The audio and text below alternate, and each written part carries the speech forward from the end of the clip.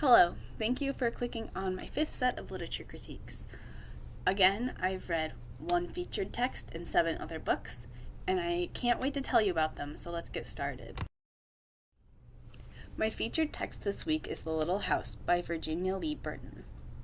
The little house is built by a man who wants his family to live there forever. The little house is in the country, and she loves the country. She watches the world change around her, and as the Industrial Revolution takes place, before she knows it, she's not living in the country anymore, but the city. At first, she doesn't know how she feels about this. She always wanted to see what the city was like, but soon she learns that she doesn't like the city very much at all. When her family comes back for her, and they discover that this is the house that their great-great-grandfather built, they move her back to the country, and she lives happily ever after. I chose this book as my featured text because it's a fantastic book to use in the classroom. Not only is it engaging and fun, particularly because the house is personified and you hear the house's thoughts and feelings, but also because it can easily be used across the curriculum to talk about a range of subject matter. One way to use the little house across the curriculum is to incorporate it into social studies. Students can look at the similarities and differences between country and city living. In a first grade classroom, I would have students create infographics, like you see here, using Canva, and they would be particularly interested in the differences between country and city living. They would be asked to pull details out of the story to highlight what really is different about the country and the city and living in that environment.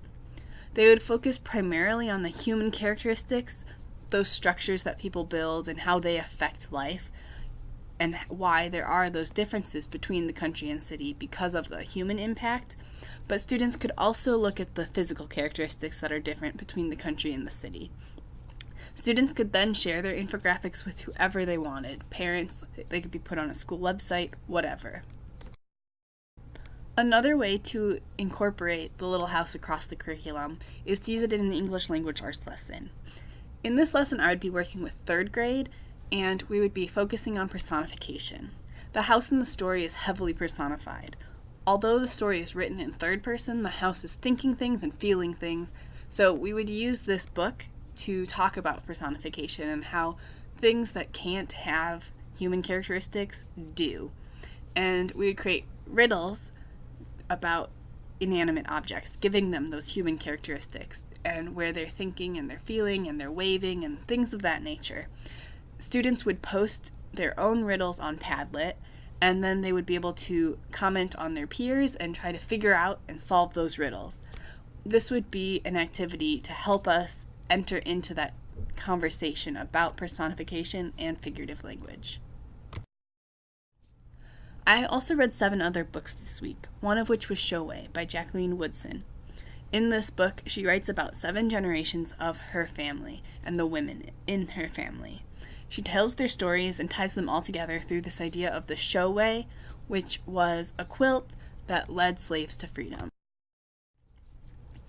A Gathering of Days is a story about an adolescent girl living in New Hampshire and writing in a journal from 1830 to 1832.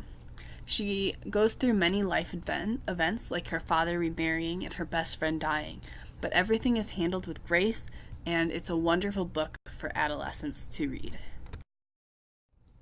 Owl Moon is about a father and his daughter who go owling one night.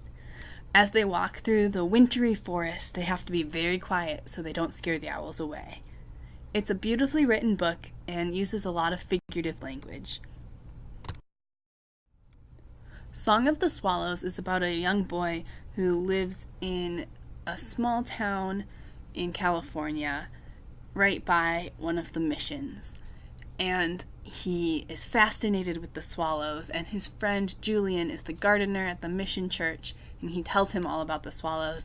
And the boy, Juan, decides that he's going to build a garden for the swallows at his house.